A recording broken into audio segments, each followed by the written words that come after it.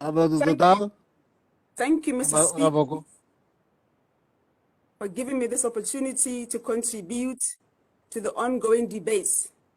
Which debates, Mr. Speaker, are in response to the address by His Excellency the President on the state of this nation. The President, Mr. Speaker, as can be expected, covered a wide range of issues.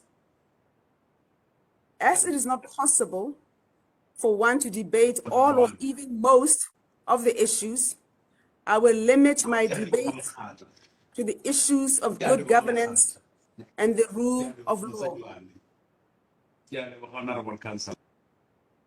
In 2019, the Botswana Democratic Party successfully persuaded the majority of the voting public that it would baakanya lefatshe, that is, fix the country, upon it being re-voted into power, Mr. Speaker. The overwhelming majority of voters believed that something had gone akilter and that fixing was needed. We won the elections on the promise of righting things. Of course, we also made the other obvious promises. We promised schools, we promised roads, hospitals, bridges, youth unemployment.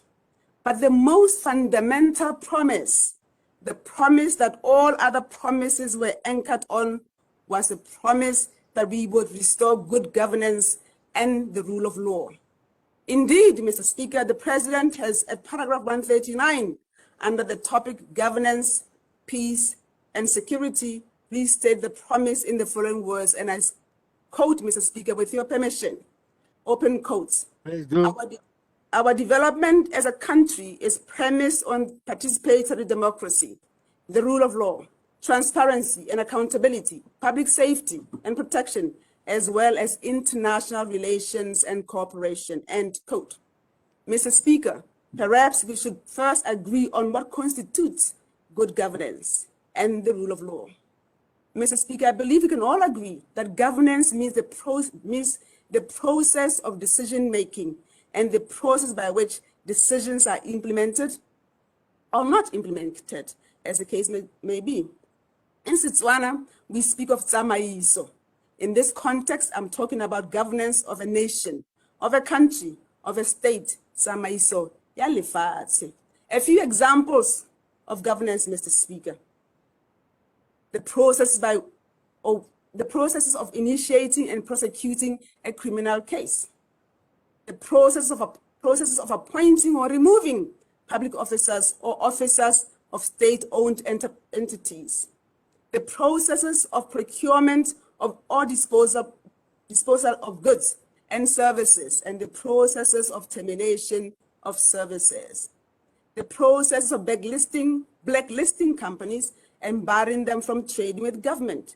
The processes of finding fault with anyone or absolving anyone of any fault in any setting under any circumstances. Mr. Speaker, we promised that we would do all these things.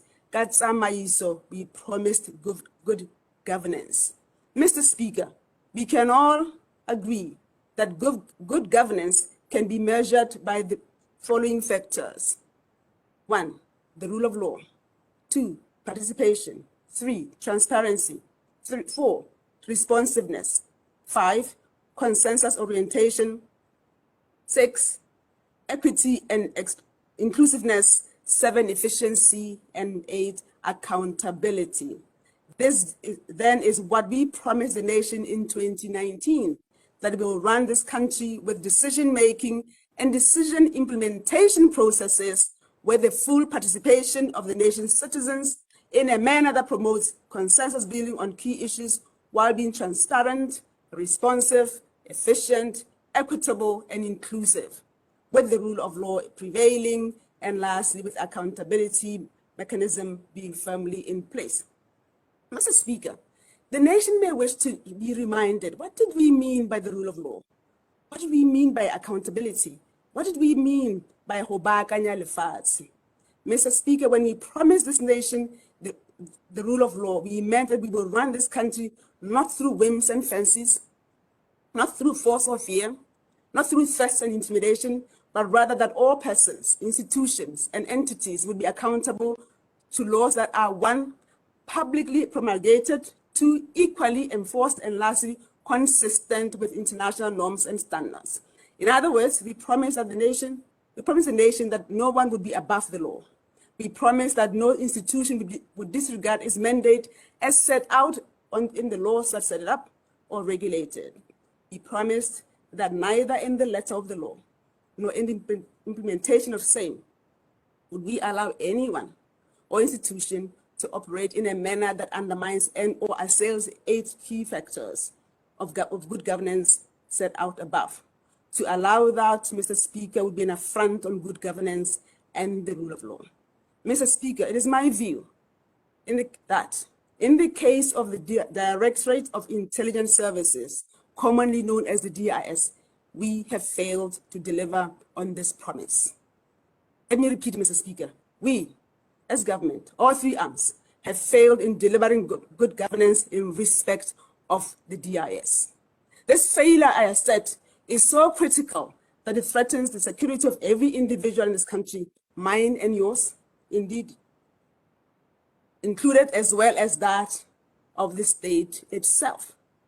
Mr. Speaker, I assert that we are on a precipice, and unless and until we have the courage to pull back, history will judge every single one of us who has the education and information to understand where we stand at this moment very harshly. Before I describe the nature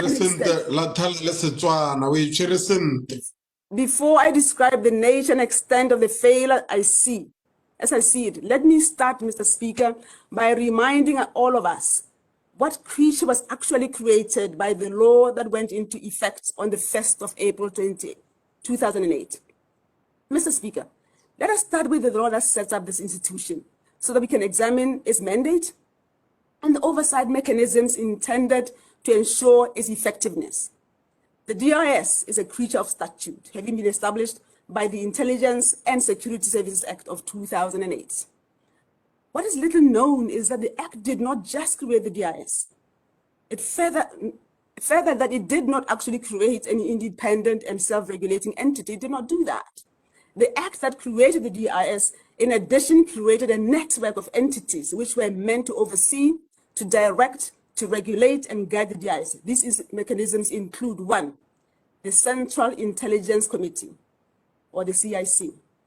The membership of this committee are as follows: the President, the Vice President, the Minister of Foreign Affairs, the Minister of Defense, the Minister of Presidential Affairs, the Attorney General, the Police Commissioner, the Deputy Police Commissioner, the PSP, the Commander of the BDF, the Deputy Commander of the Police, the DG of the DIS, the Deputy Director of the DIS, the Assistant Chief of Staff of the Ministry of Intelligence. This committee has 13 members, and only 2 of these are actually from the DIS. What is the function of this particular committee? It is to guide the Directorate generally on matters relating to national security and intelligence interests, and to advise the President on policy and policy formulation.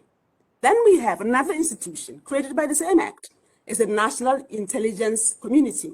Section 27 says this particular community shall be advisory body to the Director General.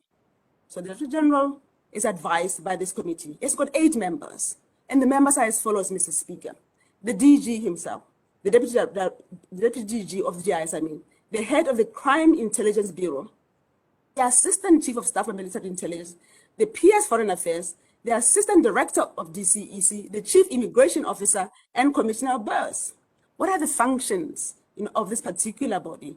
It is to review and coordinate intelligence, to ensure that there is interagency exchange of intelligence, and to coordinate the activities as may be directed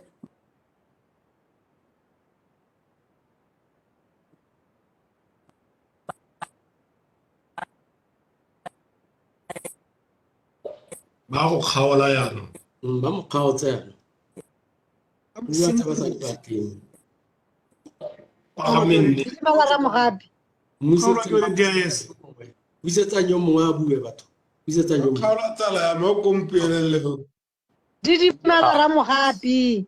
Rala khotla o teng. O kgona go utlwa gore yaanong Le kgaoletse unity na. Apagame nnete. Re boeleng ko chambereng. A re boeleng ko chambereng. Retired judge kante.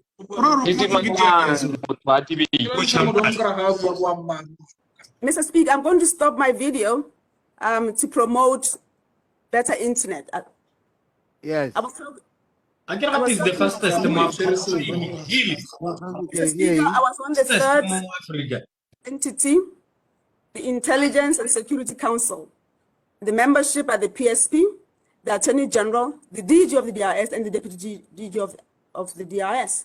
And the functions are as follows: to review intelligence policies and activities, and to examine the expenditure, administration of the DRS.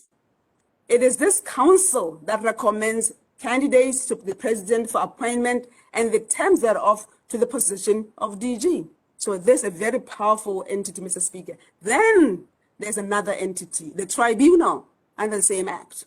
Members are a High Court judge and 2 other persons. And the functions of this particular committee, of this particular entity, is to receive complaints from anyone who is aggrieved by an act or omission of an officer of the DIS. And the decisions of this tribunal can be appealed directly to the Court of Appeal. So it is actually a court at par with the High Court. Then the last one, Mr. Speaker, is the Parliamentary Committee on Intelligence and Security, which is detailed, provided for at Section 38. This one's got 9 members of Parliament, the composition of which shall reflect the ruling stroke opposition membership of Parliament. The functions to examine the expenditure, administration, and policy of the Directorate. So 9 members of Parliament are enjoined to examine the expenditure, the administration, and policy of the Directorate. These, Mr. Speaker, are not secret entities. These are, to use the language of good governance, entities created by law that was publicly promulgated by this very Parliament, whose functions are spelled out. The expectations being that the implementation of the law would be fairly and equally enforced, and that there would be compliance with international norms and standards. In fact, Mr. Speaker, I do not believe that there's any other agency in government with this kind of oversight mechanisms in place, especially spelled out by the legislature. It is not uncommon for government entities to hide behind or to be protected by the claim that they are independent, as if independence, whatever its meaning, is an excuse for not following good governance and rule of law principles. In the case of the DIS, Mr. Speaker, the claim of independence cannot even be asserted with any seriousness.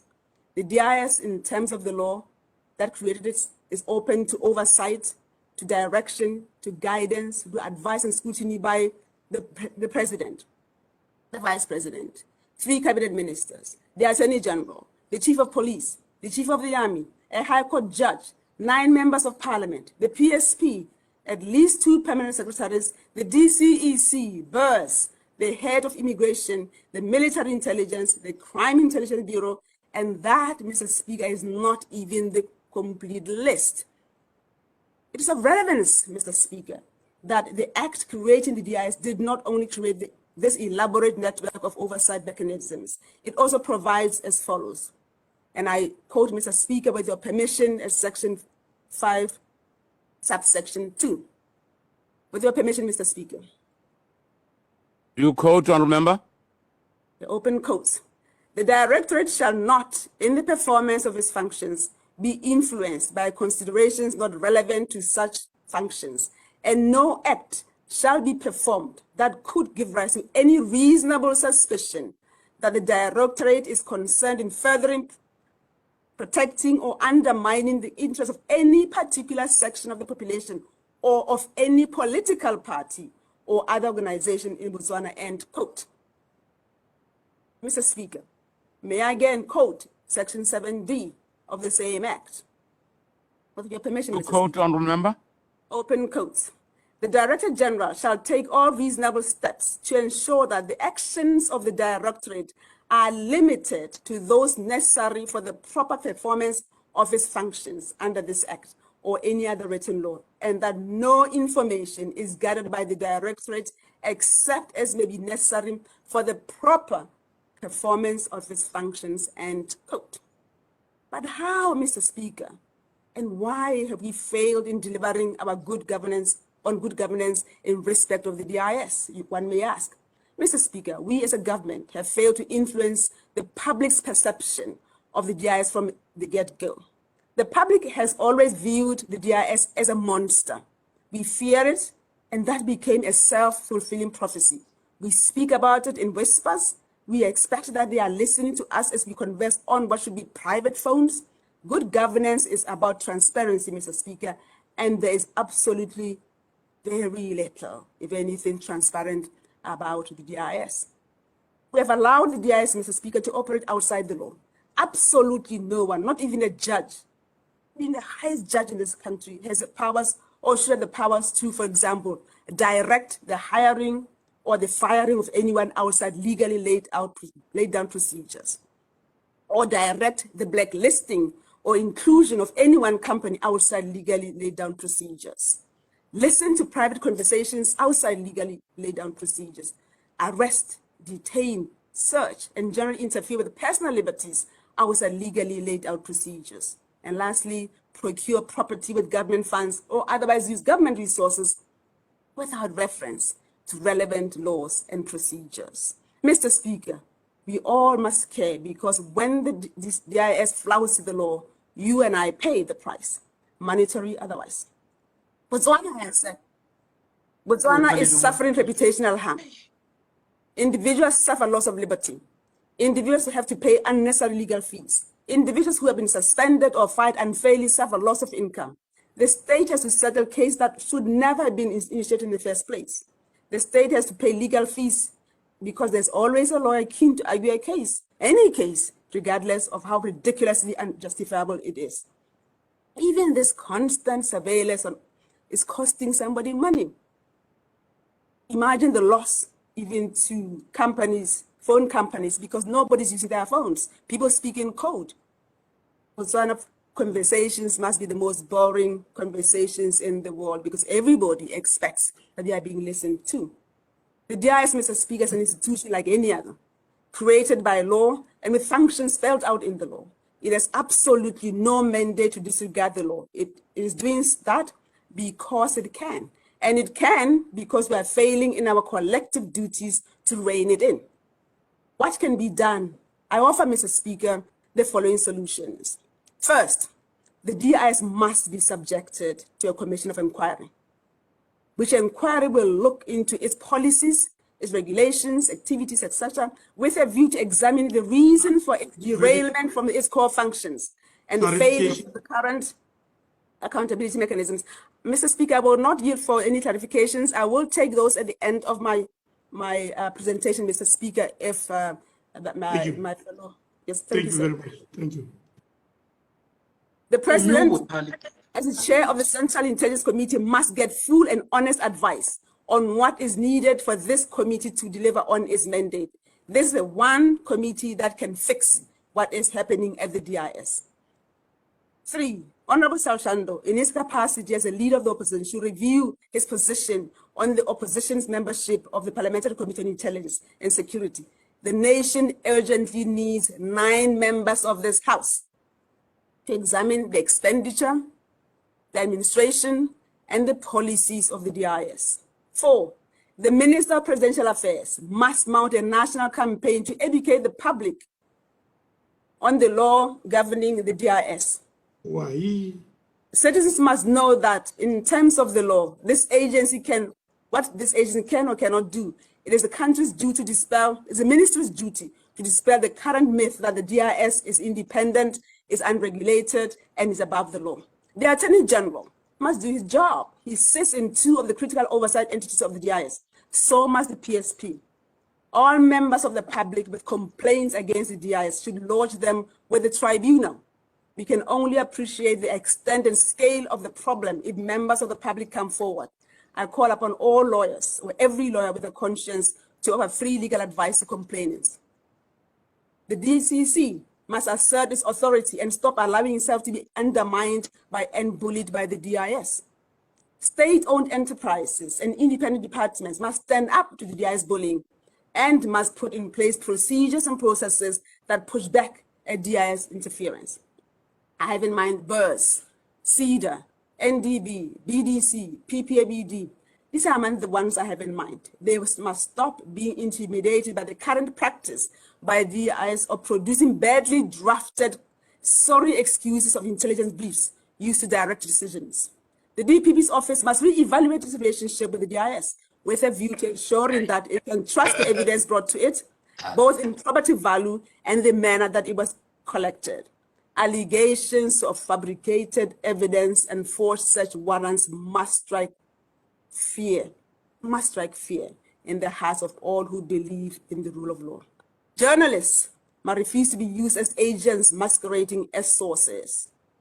Individual DIS agents, police officers, public servants must stand up and have the courage to do what is right. Say no to acts that you know are illegal or immoral. If you don't, you are going to be left to face the consequences as an individual. Kgabo only knows it is a matter of time. To the President, I say, demand the truth from your ministers, the Attorney General, the Commissioner of Police, and the PSP. They know, sir, that we are on the edge of darkness. And if we don't pull back now, our grandchildren will spit on our graves. To the judiciary, I ask, where is the jurisprudence on the DIS? Where is the guidance on the lawful searches and seizures, on detentions, on access to legal representation? I do not want to even imagine that our judiciary is as petrified of the DIS as many of us are. I'm going to assume that no case has been presented that calls for the necessary direction from our courts. But I want to suggest that the DIS is mentioned so frequently before the courts at the moment that a more careful look at its activities is called for from the judiciary. Ministers and members of parliament, myself included, must stop treating the DIS like an omnipotent organization, which is the case at the moment. What response, Mr. Speaker, can I expect from the DIS from this contribution?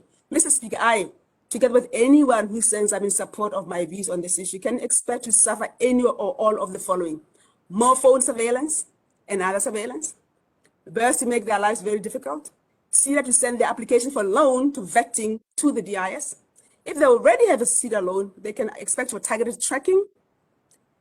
They can expect targeted raids on their businesses to check if they are committing some crime. They can expect souped up corruption charges. They can expect claims of membership to political factions. They can expect social media attacks by DIS agents masquerading as ordinary citizens, and God forbid, they may have to expect much more and much worse. It is for that reason, Mr. Speaker, that I must leave my honorable friends and this nation with a quote, the words of Martin Luther King Jr., who said, open quotes with your permission, Mr. Speaker. Do you quote, honorable member? On some positions, cowardice asks the question, is it safe? Expediency asks the question, is it politic? And vanity comes along and asks the question, is it popular? But conscience asks the question, is it right? And clarification? Mr. Speaker, to my peers, let me warn you, your grandchildren will pay the price for any cowardice we display at this defining moment in our democracy. For me, Mr. Speaker, as I deliver this contribution, I know that it is not safe. I know that it is not politic. I know that it is not expedient, and it is not popular. But I'm convinced that it is right. And I ask every member of this House to look deep into their souls and silently answer them the question, what is whispering to you? What is whispering to you? Is that cowardice? Is that expediency? Is that vanity? Is that conscience? Just remember what Proverbs verse 27, chapter 27 says, and I quote, Mr. Speaker, with your permission, may I quote from that Proverbs verse, Mr. Speaker. Please do quote, honorable member. Open quotes. He who digs a pit will fall into it, and he who rolls a stone, it will come back on him. Close quotes. Methinks, Mr. Speaker, that this refers even to those who are standing close to those digging the pit or rolling the stone, but do nothing to stop the digging or the rolling.